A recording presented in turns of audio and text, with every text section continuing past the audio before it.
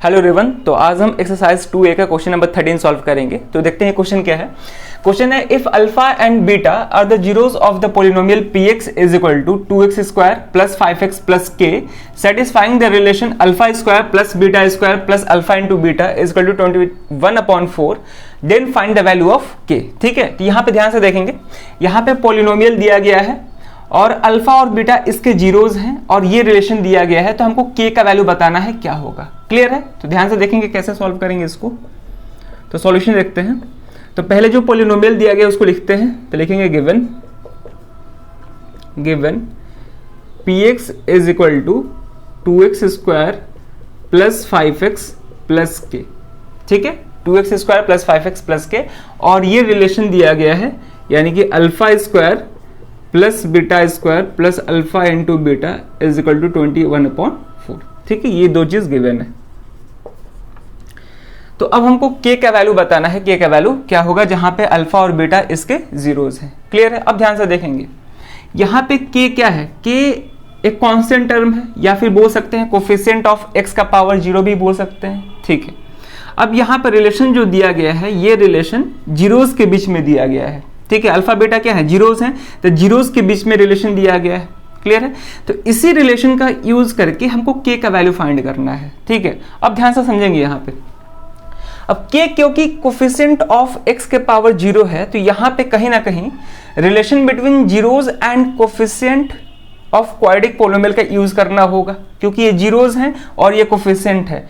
तो जो दो रिलेशन पढ़े थे जीरोज और कोफिशिएंट के बीच का, वही रिलेशन यहाँ पे यूज करके इसको सॉल्व करेंगे। क्लियर है?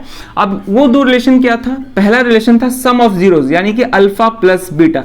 सम ऑफ जीरोज का वैल्यू किसके इक्वल होता था? -b/a के इक्वल। तो यहाँ पे अगर हम स्टैंडर्ड फॉर्म ऑफ पॉलिनोमियल से कंपेयर करें, यानी कि ax square plus bx plus c से कंपेयर करें, तो यहां से a का वैल्यू क्या हो जाएगा? 2, b का वैल्यू क्या हो जाएगा? 5 और c क्या है? k के इक्वल है। क्लियर है यहां तक? अब ध्यान से देखेंगे, सम ऑफ जीरोस होता है -b/a के इक्वल। -b क्या है? यहाँ पे 5 है, यानी कि -5, a का वैल्यू 2 है, यानी कि -5/2 हो गया। क्लियर है? अब ध्यान से समझेंगे, दूसरा जो रिलेशन था वो प्रोडक्ट ऑफ जीरोस के इक्वल था, प्रोडक्ट ऑफ जीरोस था, और प्रोडक्ट ऑफ जीरोस किसके इक्वल होता है? Constant term divide by coefficient of x square. यहाँ पे कांस्टेंट टर्म क्या है? कि कोफिशिएंट ऑफ एक्स स्क्वायर 2 है। क्लियर है? तो अब इस दो रिलेशन का यूज करके हम सॉल्व करेंगे क्वेश्चंस को। ठीक है, अब ध्यान से समझेंगे, यहाँ पे अल्फा इंटू बीटा का हमको डायरेक्ट वैल्यू मालूम है जो कि k/2 है, लेकिन alpha square plus beta square का वैल्यू नहीं मालूम है। हमको अल्फा प्लस बीटा का वैल्यू मालूम है, alpha square plus beta square का वैल्यू नहीं मालूम है। तो इसको कैसे करेंगे? ध्यान से देखेंगे, हम पहले भी बता चुके हैं पिछले क्वेश्चंस में कि अगर a square plus b square, समझेंगे ध्यान से, अगर हमको a प्लस बी दिया हो और a square plus b square का वैल्यू फाइंड करना हो, तो उस केस में हम क्या करते हैं? इसका डायरेक्ट फॉर्मूला होता है a प्लस बी का होल स्क्वायर माइनस 2ab।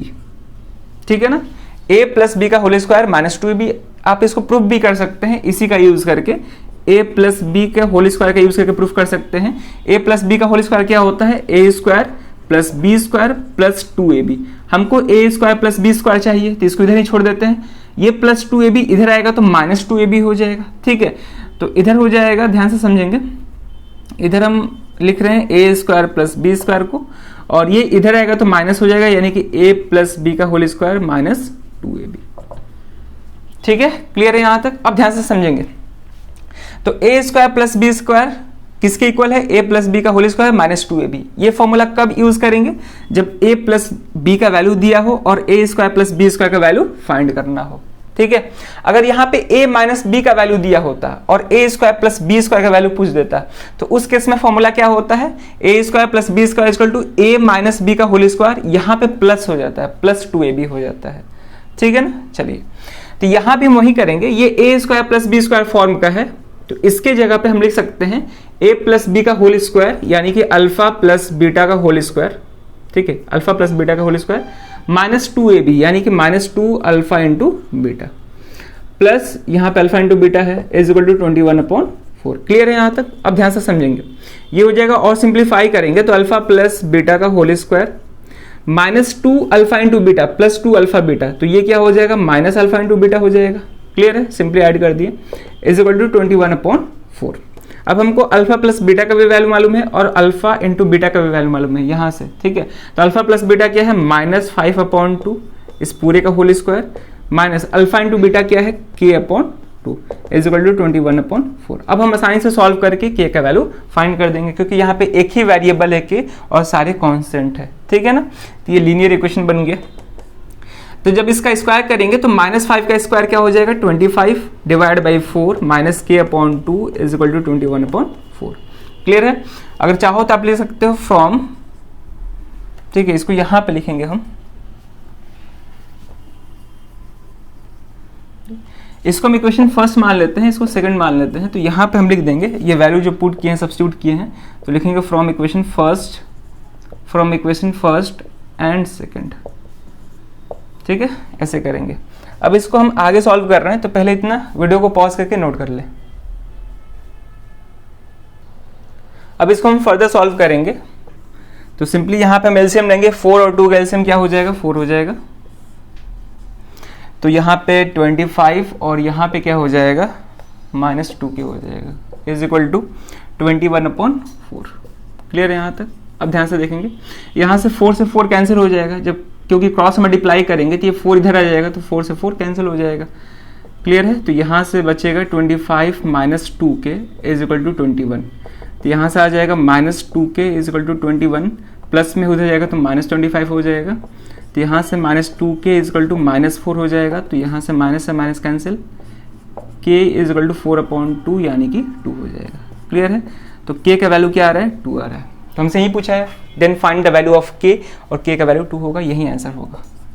ठीक है। तो इस तरह से क्वेश्चन को सॉल्व करना था। तो यहाँ पे हम रिलेशन का यूज करके, यानी सम ऑफ जीरोस और प्रोडक्ट ऑफ जीरोस का यूज करके हम इस क्वेश्चन को सॉल्व किए हैं। ठीक है।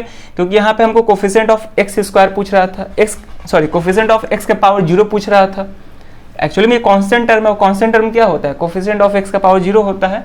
और यहाँ पे जीरोस में रिलेशनशिप दिया हुआ था, तो हमको कहीं ना कहीं जीरोस और कोफिशिएंट के बीच का रिलेशनशिप का यूज करके ही इस क्वेश्चन को सॉल्व करना था।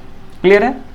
चलिए फिर, तो ये क्वेश्चन इंपॉर्टेंट क्वेश्चन है, क्योंकि ये भी क्वेश्चन सीबीएसई बोर्ड 2017 में पूछ चुका है। क्लियर है।